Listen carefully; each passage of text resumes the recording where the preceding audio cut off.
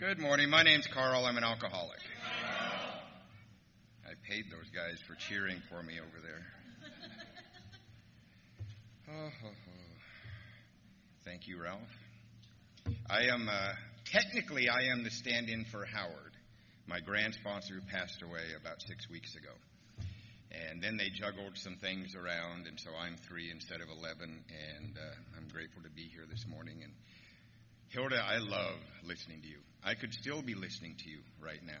I mean, she's the type where you laugh from the bottom of your soul when you are...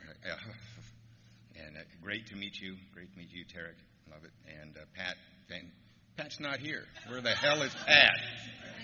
I set that up on purpose to point that out.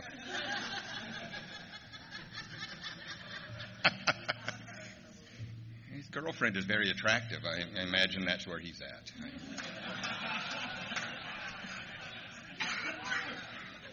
I'm not judging, just reporting. That's all I'm doing. Just observing. So anyway, I could sum up what my job is today to discuss, first of all, alcoholism, but in particular, step 3. If I'm supposed to be finding a place to turn my will and life over to that represents the care of God, I can literally sum it up with this. There is no better representation of the care of God for an alcoholic than Alcoholics Anonymous. Thank you. That's really it, when it really boils down to it. But I know that, like when I was new, and they would read the steps, and they'd come to step 3, made a decision to turn our will and our life over to the care of God as we understood.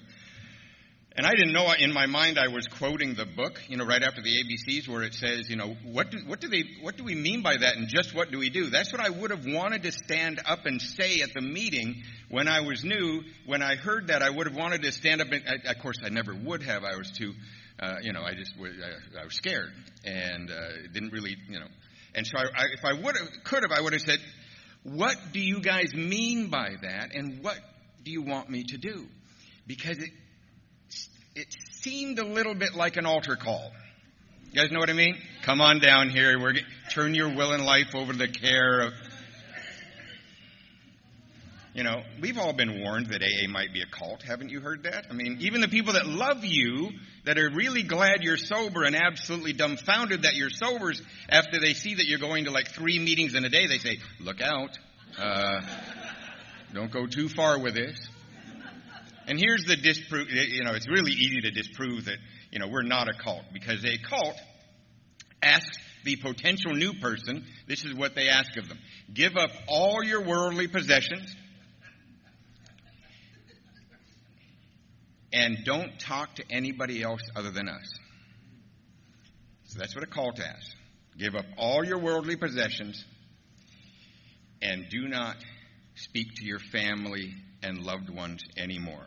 That's what the cult asks. Alcoholics Anonymous says to the potential new person, we know you don't have a goddamn thing left.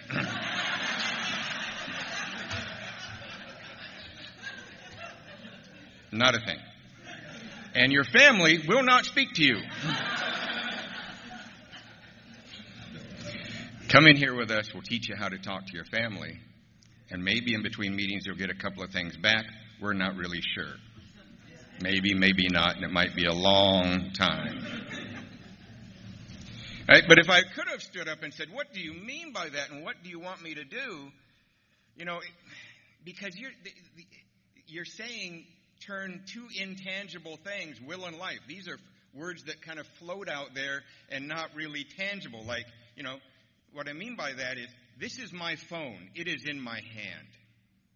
Right? But if you're saying, my will and my life, those are words that what do you really mean by that? You see, if you would have said, young guy there pointing at me, turn your car and your clothes over to the care of God as you understand him, I would have said, okay, I kind of get that. I would have left the meeting. I would have push-started my car. I have to wiggle it with a screwdriver in the steering column at the same time and push start. It's really quite a feat to get that done. I would have push started the car. I would have gone down the street to a church, because I guess that's where God is. As a child, that's kind of what I was told. I would have knocked on the door. The pastor would have answered, and I would have said, well, I'm in AA. They said I need to turn my car and my clothes over to the care of God. I guess this is where God is. Here is the screwdriver. You need the screwdriver here to start the car. There's a few other things you need to know about it, but we'll get to that later. I would have taken off my leather pants, my leather jacket, my Metallica T-shirt, and I would have put it there. The pants probably could have stood there on their own. I dressed that way quite often. A friend of mine told me at that point in my life I had IRS problems. That's imaginary rock star is what that is. Because to dress like that, you have to have two things going on. You should be making money as a musician, or you should have a motorcycle. I had neither one of those two things going on. Right? So the pants could have stood there on. I would have walked back to the meeting naked, feeling stupid, but I could have come back here and said, I did what you asked me to do. Now what? Right? But you're telling me some very intangible stuff, and I'm going to get to that in a little while. The main thing is that I love to talk about alcoholism, and I'm going to get to... See, we all need to have a deep and profound rearrangement of attitudes and ideas. That's actually the only way out of this that I have found. I know that medical science always takes shots at us. They really do. They give it their best. And we're even polite in our book. There's no such thing as turning an alcoholic into a normal drinker. Science may one day accomplish this. We're kind of politically correct in saying science may one day accomplish this, but it hasn't done so yet. And it's a very nice thing to say. But I believe it's impossible. Medical science always misses the mark because their hypothesis, their basic theory is wrong. They assume we want to be a normal drinker. I have no interest in normal drinking. Because you may not know this, but normal drinking, I hear, is 2 drinks and stopping. That idea just makes me nervous. I would just as well have you just scrape that chalkboard with fingernails as giving me 2 drinks and cutting, right? So the basic theory, so no matter what science you do on top of the faulty theory, it doesn't matter. Anything that's going to limit me is useless to me. So the only thing that medical science could come up with that might interest me, somebody like me, is if they came up with a pill and they said, Karl, if you take this pill, you can drink for 4 days straight. You can smoke as much cocaine as you want, and nobody will go to jail.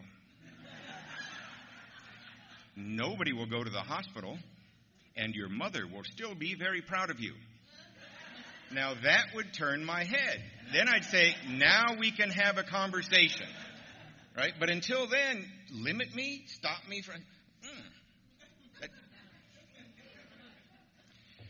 And also, if I'm new in Alcoholics Anonymous and I'm trying to identify, this is such a beautiful crowd to really lay down the idea. We are a huge, wide cross-section of society, so our stories are very, very different.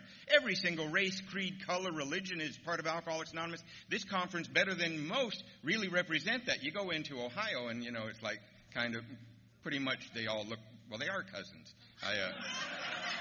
I'm teasing. I'm teasing. But man, especially Southern California, you just drive 15 minutes and you see the wide diversity of Alcoholics Anonymous. I love my friend Jackie, who's here from Covina, who says, Alcoholics Anonymous is the only society where the bank president, the bank teller, and the bank robber are all right here in the same room. Right? It really is it's a huge wide, and so if you are trying to identify and thinking you need to identify with people's background, you're going to miss the boat an awful lot, right? And on top of that, we drink differently than each other. We really do. If you listen closely in meetings of Alcoholics Anonymous, you will see that we drink differently than each other. To illustrate that, let's imagine imagine this. To illustrate how differently we drink, we crack open these back doors and we wheel in this giant cart of all the kinds of booze we all love, right? And if you're a top shelf expensive drinker, we got it. Remy Martin, Cavassier, we got it. If you're a bottom shelf drinker, we got that too. Mad Dog 2020. Right? I know, right? Yeah. It's usually the guy in the back that claps or salivates, but Candace goes right for it, like, you know.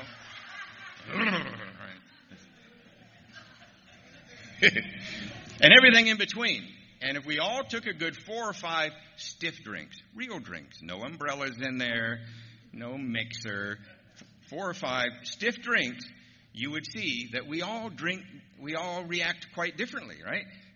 Over in this corner, we'd have the good time crowd. Ah, ha, ha, ha, fun, fun, fun, drink, drink, drink, ha, ha, fun, fun, talk, talk, talk, add a little methamphetamine, we talk a little faster, talk, talk, talk, talk, talk, talk, talk, talk, right? We're having a good time in this crowd, in this corner. Over in that corner, we'd have the sobbers. You know them. They get a little drunk.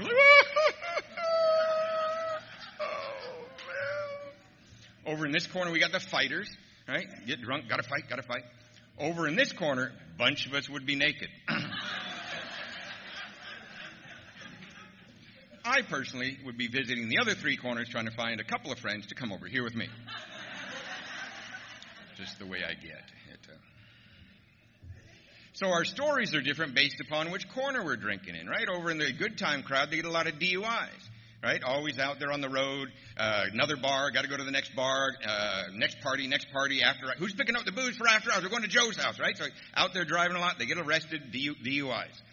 Over in the sobbing corner, they don't get arrested. They don't even leave the damn house, right? The worst thing they do is call you at 3 a.m. Or, God forbid, these days, drunk Facebooking.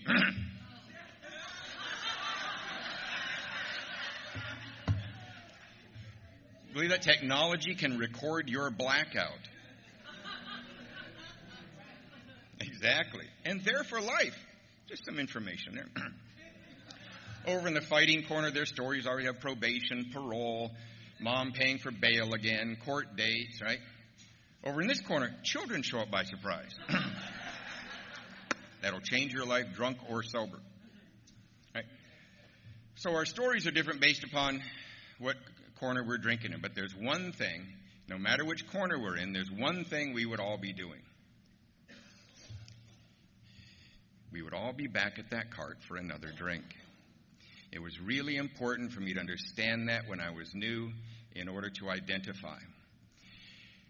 And you know what? This idea of this spiritual path we need to go on, this process we need to go through to recover from alcoholism, it takes on a million forms also. And I don't know what your path is going to be, but there are some very similar characteristics in each one of our paths. But just like the way we drank, there is all sorts of color that surrounds some very basic things that need to happen. And I'm going to talk about that a little bit later. Now, I think that in these formats, of these Woodstock formats, they are going on all over the country, right? All over the country. And I got to tell you, if some people are doing like 9 and 12 of them, a little while I was doing like 5 and 6 of them a year. And I got to tell you, it's a tough weekend, right? Sitting the whole, because you got to be polite. But you really do. You got to be polite and sit through 13 speakers, goddammit. Back to back to back. Just teasing you.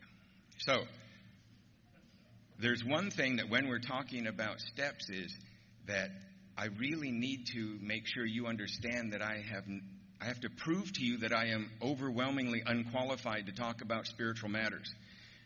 It's really important for you to understand that I'm an alcoholic. Otherwise, we're not Alcoholics Anonymous anymore. If we are not talking about our stories and who we are, that's what Alcoholics Anonymous is. It says our stories disclose in a general way what we used to be like, what happened. Not what our most recent theory about a particular step has been. Oh, yes, absolutely. We're supposed to throw that out there and direct our attention towards that. But I'm supposed to, if I'm participating in Alcoholics Anonymous, I need to make sure that you know that I have no right or any qualifications to be telling anybody anything. And that's what saved my life. I had really really good, well-meaning parents who had access to not only therapists, psychiatrists, and ministers, and all the best that society has to offer to try to intervene on me. And then another federal agency put me in front of a whole bunch of people like that too. And there, I could not hear a thing. But then I get here to Alcoholics Anonymous, and some guy that absolutely, not a single letter behind his name, but told a story. I just sat there and I almost fell out of my chair in connecting with what he had to say. And it happened again this morning. I'm quite a bit older than Pat. I'm sober almost as long as he's been alive. And he knocked me out of my chair again this morning with the message of Alcoholics Anonymous. And that's been happening to me ever since I got here. I seem to have a horrible relationship with alcohol right from the get-go. I cannot drink successfully. I cannot not drink successfully. I'm in the ultimate catch-22. When I drink, I crave. You know, what happens to me when I drink alcohol is completely different than whenever I touch anything else. Alcohol is completely different than this glass of water for me, right? Over the next 45 minutes to 4 hours that I'm talking with you, I will probably drink this glass of water. But after I drink this glass of water, I am not going to go get a case of water and lock myself in a motel room. Right? It's not going to happen. But at the very same time, so I cannot drink successfully, but I cannot not drink successfully. Right? This is the part that just confused and broke the heart of everybody that loved me, cared about me, counted on me, or had authority over me over any period of time. And this is the part that I don't know how to explain it to you. I don't even know how to explain it to myself. But sooner or later, when I do not, on my oven by myself, and I do not drink for a day, a week, or a month, I seem to have a mind that will always rationalize and justify my walk back to the next drink at all costs. And I've had this relationship with alcohol ever since I first started drinking. I grew up, I got to Seattle when I was 9 years old. I do have to say, one of the first times, I have somebody that I've known since fourth grade in the room. Her name's Sally, right here. She grew up just right down the street from me in Seattle. Typical morning for me in 7th grade, Marcus Whitman Junior High. Yay. Typical morning for me in 7th grade, I'd show up early for school, not for study hall or anything, but to meet my new friends at the very edge of the school property. Loser's Corner, the stairs. Yeah, Loser's Corner. Yes. And we would show up, and all the kids would be out there smoking cigarettes, trying to look cool. We would also have what I like to call the playground cocktail. That is a jar full of whatever we could rip off out of the parents' liquor cabinet the night before. And that jar is scary because nobody's been to bartending school yet. So there's whiskey, vodka, cream de menthe, vermouth, all in that same jar. You can imagine 6 or 7 of us, 11, 12-year-olds, handing that jar around and choking that down at 7 in the morning. Of course, it was the early 70s, so we're smoking that commercial pot. Anybody remember that stuff? 4-finger lids, $10 a bag, seeds and stems and the whole bit. And it was even before Ziploc baggies were invented, when it would just be a regular Glad sandwich bag. And as you'd roll it up, there'd be like 9 people spit out and go, oh, man.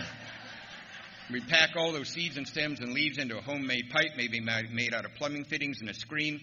Or if we're really desperate that morning, it would be a toilet paper roll with aluminum foil and pinholes in it. Were you guys there too? Yeah, that's why you're here. It's also, and I love the way Pat alluded to, Pat's still not here. I love the way Pat alluded to this, the idea of singleness of purpose. Vitally important, so very important concept of Alcoholics Anonymous. And we never, ever, ever want to forget that Alcoholics Anonymous is about recovery from alcoholism, period. But in an attempt to protect that, or to seem like they're protecting it, quite often speakers will interrupt themselves at points like this and say something like this. I don't mean to offend anybody, but drugs are a part of my story. The most bizarre example of that I've ever seen, it was a number of years ago. It must have been back in the 90s. I was at a big West LA speaker meeting, and the speaker that night was just giving one of the most ugly, heinous, blow-by-blow drunkalogues I've ever heard. And I got to tell you, when I'm in a speaker meeting and I am listening to the speaker and the drunkalogue starts to get ugly, the uglier it gets, the more excited I get. And I think that night I was on the edge of my chair drooling, going, yeah, buddy, go, go, go. And at one point in this really ugly story, this guy said, I had 4 DUIs, and the judge said if I get one more DUI, I'm going to prison for sure. And he says, 2 weeks later, I'm on the freeway in a blackout, and I hit a family of 4. The family wound up in the hospital, and I wound up in prison. In prison, I sodomized men. I was sodomizing. I don't mean to offend anybody, but I did some drugs too. Right? Like, okay. By the time I'm 14 there in Seattle, I'm the neighborhood drunk. I'm the neighborhood pot dealer. I forgot to mention that my father was the neighborhood Lutheran minister. I know. And this sums up my teenage years. My vocabulary through my teenage years were the following. Whoa. Wow. Got the concert tickets, man. Right? That's it. That is the sum total of my teenage years. By the time I was 22, this little story I'm about to tell you will let you know exactly where I stood with my family. Now, my father was Swedish. My mother is Icelandic. Therefore, I look like a polar bear. And by the time I was at Christmas time, my parents would not just send out Christmas cards to their friends and relatives. My parents would send out this big, long Christmas letter that said everything the family had been doing that year. And when I was about 22, I got a hold of one of these letters that had been sent out the previous Christmas. And as I read it, it let me know exactly where I stood with my family. Now, the first paragraph talked about what my parents had been doing that year. Another impressive year, I'm sure. The next paragraph talked about what the Morris children had been doing that year, and that paragraph went something like this. Our oldest daughter, Christina, just graduated from Cornell University in Ithaca, New York, with a master's degree in human resources. She's now working for a large pharmaceutical company in the Midwest. She traveled to Europe this summer. She saw this, she saw that. Her hobbies are this, and this. She's a very happy young woman. We are very proud of her. Our oldest son, Eric, just graduated from Western Washington State University with a degree in marketing. He's now working for a large advertising firm here in downtown Seattle. He loves the golf. He loves to travel. He's engaged to be married to this wonderful woman named Mary Lou, who works for a very small company here in Seattle named Microsoft. It was small at one time. And they love to golf together. They love to travel together. He's a very happy young man. We are very proud of him. Our youngest son, Karl, just turned 22.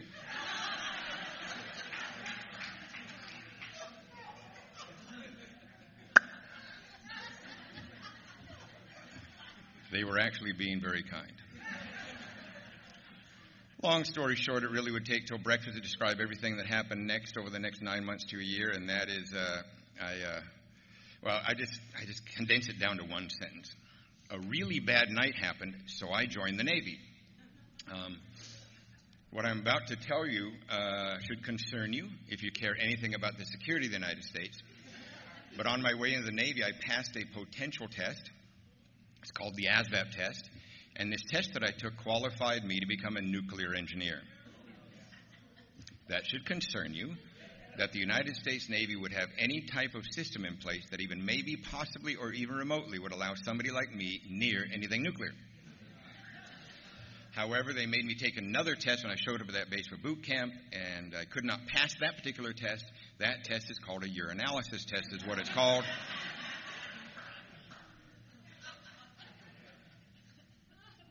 Should have been kicked out of the Navy series of events. I was allowed to stay in the Navy. They took away that nuclear status thing. I was now put into the elite force of nuclear waste, is what they called us. Conventional electrician. And I got to tell you, I meant to do well. I really wanted to do well. And it was obvious that I was in the Navy. I couldn't deny that. I mean, it was obvious. All I had to do was look at my surroundings on any given day. By God, I'm in the middle of the Pacific Ocean. I'm on a large gray ship, and I am wearing a uniform. No doubt about it, I am in the United States Navy. However, I would take a drink. That ship would pull into a port, and I'd take a drink, and I would forget that I'm in the Navy. And there's something that's happening at this point in my life, is that I am triggering off these 3-day drunks by accident. And I'm only saying by accident, meaning I have had 3-day runs and 3-day drunks before, and I would plan them. I knew how to get there. I knew how to get the right combination, and I love the second day of a drunk. I really do. People that have never experienced the second day of a drunk really haven't lived. they're missing out on some of the most, exciting days. And there's a level of gratitude in the second day of a drunk when you haven't had a drink in like 4 hours, and you just stand outside that liquor store, and just the sound of the store owner's keys as they come across the click, click, click, and you're like, oh, right? And what these are, it's not that I'm drinking straight through these 3 days, but I am in and out, right? I might sleep for 2 hours, or you might call it passing out, and then I get up and I just take another little bit, and it just fires it right back up. That's what I'm talking about. And they are starting to happen by accident, and I am drifting in and out of these blackouts for days at a time in the Navy, and it's a very strange feeling when you come out of one of these 3-day drunks and you find yourself on a large pier at 6 a.m. in a foreign country. And I'm going, there was a destroyer here the other day. The Navy calls that missing ships movement. They frown on this behavior because now they have to somehow figure out how they're going to get you to the ship, which is now back in the ocean, right? They have to send a helicopter, or they have to transport you back to your home base, and then you have to sit there and wait in shame for your ship to finally come back from being out. It's a serious thing, and I did that twice. I'd been in the Navy about 2 years on this next thing, and I came to in a cheap motel room in San Diego on a Monday morning, and again I'm coming out of a 3-day drunk, and I'm late getting back to the ship, and I'm already in a lot of trouble. My car is held together by rubber bands, and the age-old saying my car was dying of alcoholism along with me.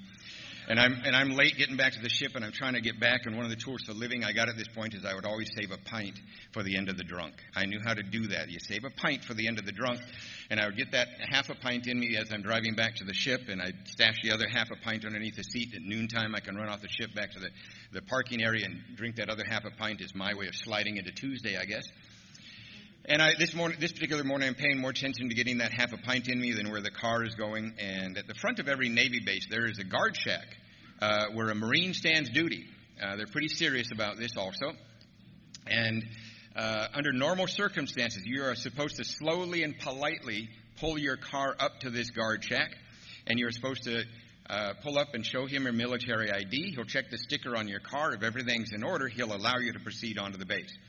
This particular morning, as I said, I was paying more attention to getting that half a pint in me than where the car was going, and all of a sudden I remember seeing the Marine had his head out of the guard shack, and I was wondering what he was so excited about, and I looked down and I saw I was still going 40 miles an hour. I tried to swerve. I yanked the wheel, and the car hit this median on the right-hand side and flipped over and bang, right through that guard shack. I could still see that Marine doing this big dive out of there. And he did a quick somersault. He was back up, weapon drawn. Thank God those guys are in good shape. Thank God they're in good shape. It was one of those mornings where everybody's angry, right? Everybody's running around in circles. They're all pointing at me, and I'm just kind of, what? God, I hated those mornings.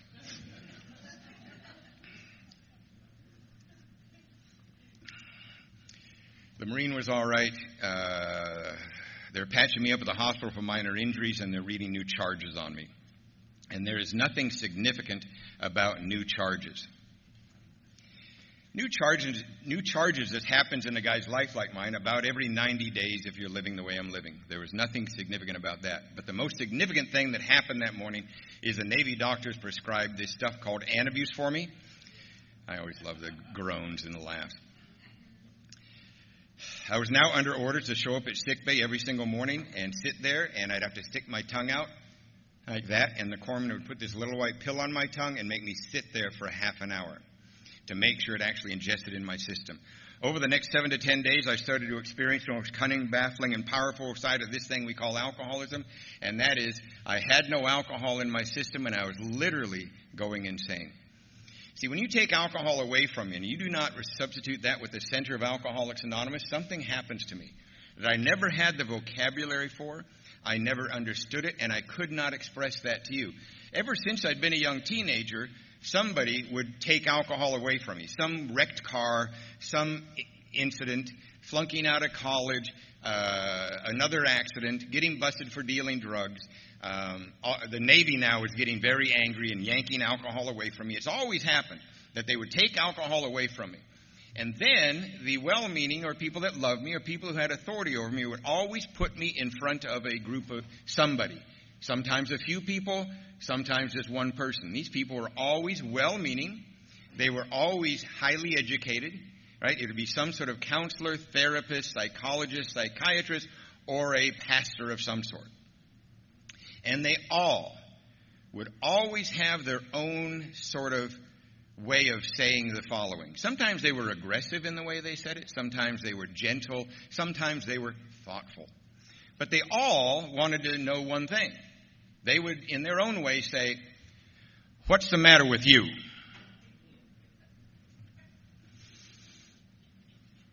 As if I could answer that. If I would have had the vocabulary,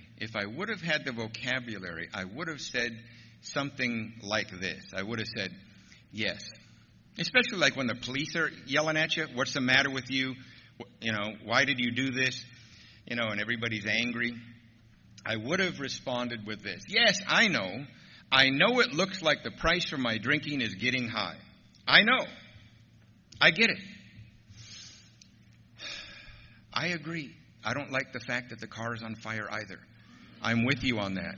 I see the problem too. But if you knew how I felt when I wasn't drinking, you wouldn't be asking me why I drink." And I didn't understand that I was defining my alcoholism right there.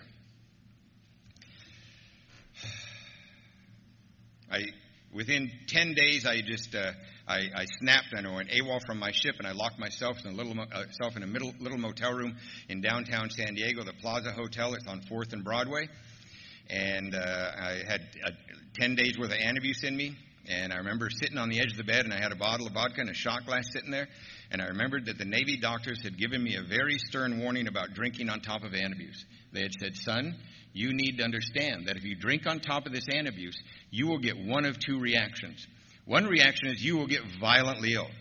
The other reaction is you might die." I remember looking at the bottle, and I thought, well, wonder which reaction I'm going to get. And I took one shot, and nothing happened. Authority had lied to me again as far as I was concerned. I waited about 2 minutes just to make sure, and I took another shot. All of a sudden, I felt tingly in the face, so I looked in this cracked little mirror that was in this hotel room. And it was bright red, blotchy and purple in places. Took another shot. All of a sudden, I could feel my heart going boom, boom, boom. Looked at my shirt. I was drenched in sweat, and then all of a sudden, I was like hyperventilating. We're doing all right so far. You guys are really sick if you think this is funny. And I took another shot, and up it came. My second sponsor was a man named Eddie Cochran, who was one of the pioneers of Southern California Alcoholics Anonymous. He died in 1999 with 47 years of sobriety. He called the next thing that happened to me projectile regurgitation. This is a new level of puking I'm unfamiliar with. Right? Because we all know normal puking, right? You're out there in the middle of a good drunk, you get that little warning, little sour taste in the back of your throat, maybe a little bit comes up in your mouth, and you kind of go, And we all know, based upon experience, we have 30 to 60 seconds to find a bathroom if there happens to be one. If we're driving, we're not stupid. We've learned our lesson the last time. Get the window down, right? Because when you blow it all over the dashboard, it's there for weeks in the ventilation system. You know, and we get pulled over. It's a total blow it to have vomit all over the dashboard. We've learned our lesson, right? But here, normally you get that warning. Here on the antabuse, no warning. It's just, ha! This Linda Blair spray across the room. Thank God the Plaza Hotel is the type of hotel room where the toilet is in the same room with the bed.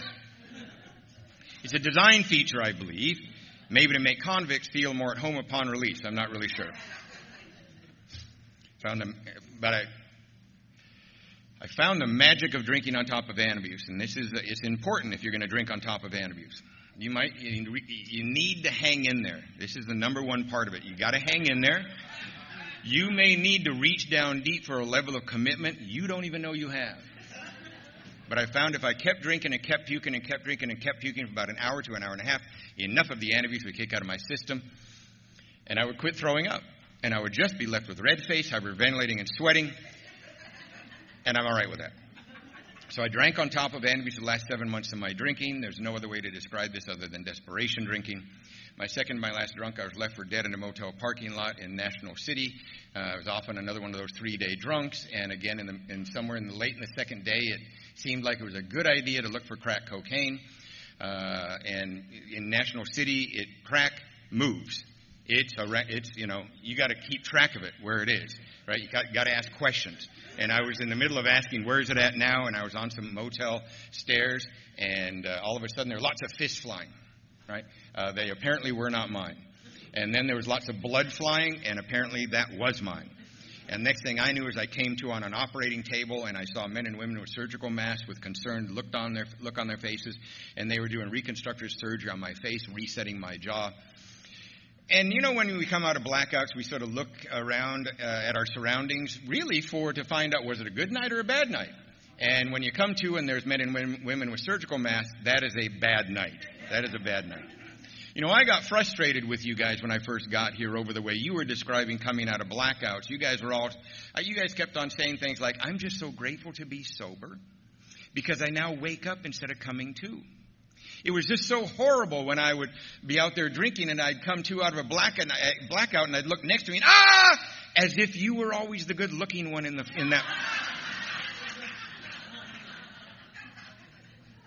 There's two sides to that story. Last night of drinking, I'm being let out of the San Diego jail, being transferred from civilian authorities back to military authorities, and I was thrown into a military treatment center. I was not thinking of getting sober. The federal government intervened with handcuffs and a military treatment center behind guards. That's what I was put into. Military treatment is a little bit different. How many people have been to treatment? Yeah. Military treatment is a little bit different. They do not care about the legality of the detox period. Literally, third day, we're out there running 3 miles with Marines running alongside, screaming and yelling, 150 push-ups, 150 sit-ups, run another 3 miles, and they're yelling at us, God damn it, you're going to be a fighting man again, move it! And then they put us into therapy in the afternoon and say, how do you feel? I got to tell you, it's one of the finest treatment centers in the world for one reason and one reason only, because every night they took us to you. They understood the limit of what they could do. They knew they could only medically separate us from alcohol. They knew they could give us some counseling that any human being could benefit from. But they knew that any chance of our survival was going to come from you guys. So white vans would come to the military treatment center. 5 or 6 of us would be put into the vans, and out we would go to a different meeting of Alcoholics Anonymous somewhere in the San Diego County area. And I heard the message. And in looking back, why didn't I rebel? Why didn't I struggle? I mean, I struggled in a million ways. But why was I able to stay? And I think that the foundation was laid for 2 reasons. Number one, our book talks about this propitious moment. I think that drinking on top of antabuse for 7 months softened my ears up just a little bit for a while.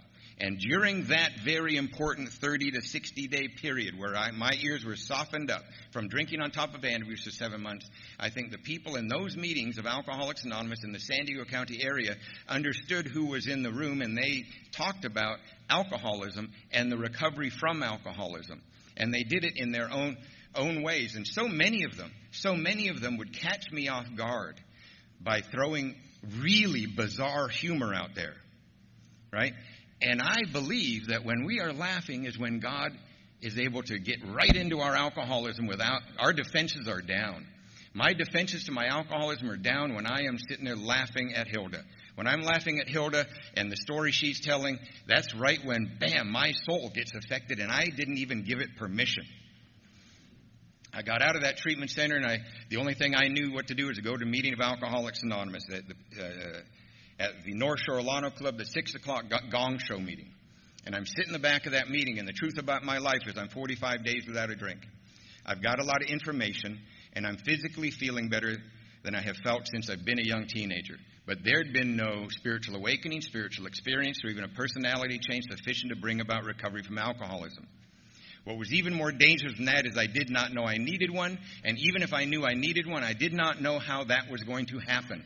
I do not have the will, the wherewithal, the education, the idea of how to do something like that. How do I have this thing you're calling a spiritual awakening? And I knew none of it anybody posed with the question. I have failed at everything I have done. I'm one of those guys that when you go out for your first job and you got a resume, they ask things like, what have you been doing since Cub Scouts? Right? Marketing and distribution. Right? I don't have, right? And what I did not understand is that what was about ready to happen to me by staying in Alcoholics Anonymous, physically staying in a seat in meetings of Alcoholics Anonymous as much as I possibly can, something was going to happen to me that is brand new in the history of mankind. When I say brand new, at that time only about 55 years old, now about 80 years old. Never before in the history of mankind has this been able to happen to people like us. And what it is that was about ready to happen to me, the best way I can describe it this way. The best way I can describe it is, you go back to the interaction between Roland Hazard and Karl Jung. You guys know that little interaction? If you don't, you need to know it. And if you don't know at least a little bit of AA history more than Bill and Bob, you really need to. If you've been here more than 90 days and don't know at least a little bit of the history, such as, more than Bill and Bob, know who Silkworth is, know who Roland Hazard, Debbie Thatcher, and the part that Karl Jung played. You got to get at least that going on to understand what's going on. To not know that and be here very long would sort of be like claiming to be a Christian for a couple of years and then all of a sudden say, there's somebody named Mary involved in this? Really? What part did she play? Right? It's really important for us to understand a little bit about the history. And at a certain point, Karl Jung was telling Roland Hazard, you are a chronic alcoholic. This year of therapy we did, we wasted time, misdiagnosed you. You're a chronic alcoholic. And now Jung wouldn't have said this, but this was true about him. I am one of the most world-renowned psychologists of history, and I don't know what to do with you. And Roland sort of said, oh no. Are there no exceptions? And what Karl Jung said was very interesting. He said, I don't know how to produce this in anybody, but I have heard that throughout history, people like you have had drastic and vital rearrangements of their attitude and outlook upon life. I've only heard of these things. I do not know how to produce it. I personally have not seen it. But I've read and seen that here and there it happens. So what Jung was saying is that throughout history, people like us, the town drunk, were getting sober. Kind of like a stray kernel of popcorn, right? Poof! One of the drunks would get sober. And the town would look at him and go, if his name was Joe, Joe, you're sober. He'd go, I am. And everybody else in the town would go, how'd that happen? You need to tell us how you did that. And Joe would go, I don't know. I don't know how it happened. Well, you got to come and help my son. You got to help my wife, my mother. Come on, you got to help. I don't even know what happened to me. I can't help. So Joe's sober, but he's useless. And not only is he useless, he's a bad example to the rest of us drunks. Because now our families are saying, why can't you be like Joe? I guarantee you, in the history of alcoholism, a lot of Joes got found floating down the river. Right? We had to get rid of them. Bad example, we got to get rid of Joe. Right? What I propose to you is that what Alcoholics Anonymous is that we learned how to mass produce what had been happening randomly in history. We have learned how to mass produce that for the first time in the history of mankind. In the same way that Henry Ford learned how to mass produce the automobile so the common man could have the automobile, we have learned how to mass produce the spiritual awakening for the alcoholic, if you want to have it. If you want to have it. So I didn't know that what I was going to be asked to do is turn my will and life over to the care of Alcoholics Anonymous. Right? It is so, if we, wouldn't you like to, let's paint this picture. If you were to go up to a new person in some recovery home in your area, right? You go in late at night just before they go to bed and say, hey, new guy, did you live in the essence of step 3 today? They would go, and then scare them with this. And your life depends on your answer to this question. Right? And they go, I don't know, I turned it over. I prayed. Wouldn't it be nice if that person could look back at the old timer and say, yes or no? right? And it really boils down to this. When you can pose that question to a new person, did you live in the essence of step 3? It's literally, did I turn my actions and my thinking over to the care of Alcoholics Anonymous? See, I think Alcoholics Anonymous is the most profound thing to ever happen to alcoholics. And for me to search elsewhere, being an alcoholic, for turning my life and actions over to, is ludicrous. It's sort of like this. This is a silly version of the history of AA. I kind of view it kind of this way. Back in the early 1930s, all of the greatest spiritual leaders of all time, that are all up there in wherever it is we go after we're gone, and in the early 30s, let's say Abraham was there, Muhammad was there, Jesus was there, Gandhi was there, Buddha was there. They're all there, right? And Abraham decided to call a group conscience. And Abraham said, hey, you guys, we got to chat. Look, throughout the last 5,000 to 8,000 years, we have given mankind a million different, at least 100 different ways to experience what it is we know. But look at those alcoholics and drug addicts down there dying in the gutters. Do you think, and let's chat about this, guys, do you think they deserve their own specific, unique pathway to God? Or should we just leave it up to them to find their own way? Let's have a little chat.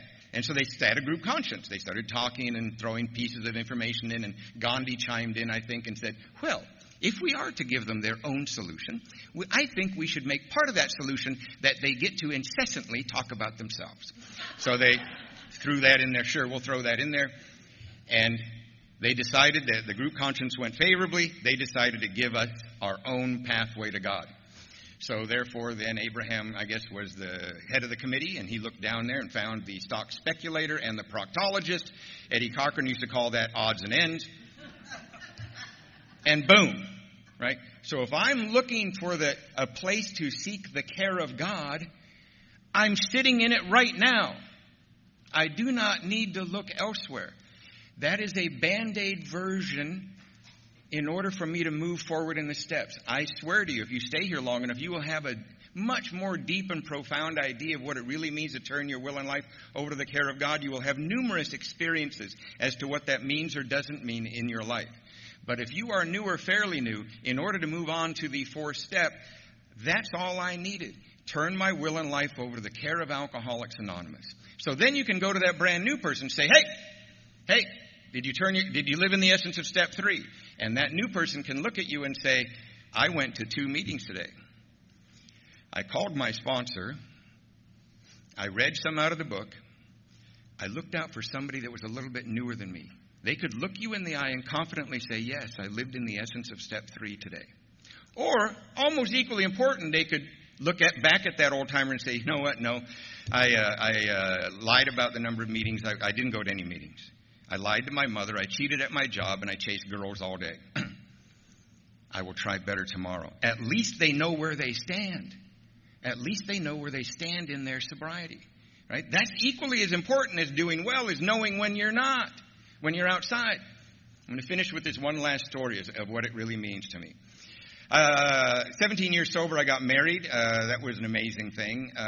We have 2 beautiful kids, Madison and Ryan. They really are spectacular. A Facebook friend of mine, you know I'm really crazy about them.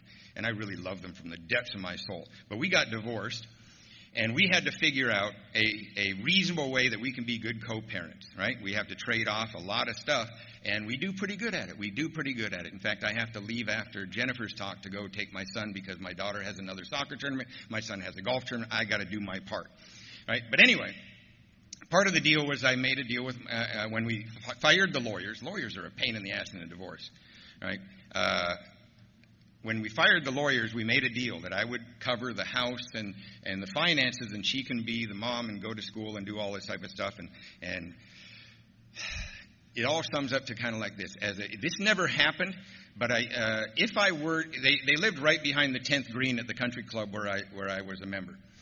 And if I would have, on a cold California morning, this didn't happen, if I would have driven by early in the morning and seen my kids outside in the driveway of the house, and you see, the house and the clothes in the car represent my care of my children. Hopefully I show my love for my children in a million different ways, but my care is the house, the car, or the clothes. If I drove by in a cold California morning, like 55 degrees or something, right? In other parts of the country, they yell at me right there. So, and I drive by, my children are out there at 6 in the morning, naked, freezing in the driveway. What would I do? I'd slam on the brakes, and I go, what are you doing outside? And they'd go, Daddy, we're cold. What are you doing in the driveway? I'd look inside the house. My ex-wife would be in there making breakfast, clothes on the bed, the heat's on. And I go, what are you doing out here? Oh, Daddy, we're cold. I said, get back in the house. Get back in the house.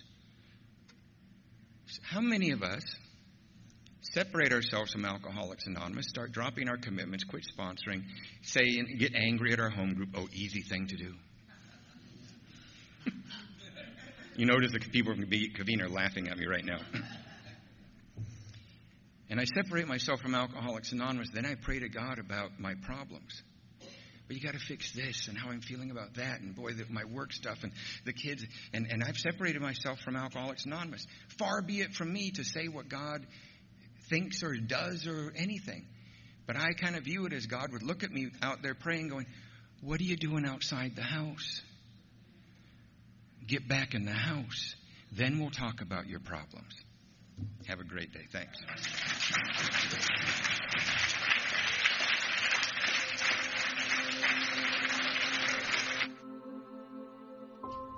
We hope you enjoyed this recording. If you are interested in other speaker tapes or CDs from AA or Al-Anon, please contact us at Sound Solutions, toll free 1-877-893-2777, or visit us on the web at soundsolutionsrecording.com. We are also available to cover your recording and sound system needs. Thank you for allowing us to be of service and carrying the message.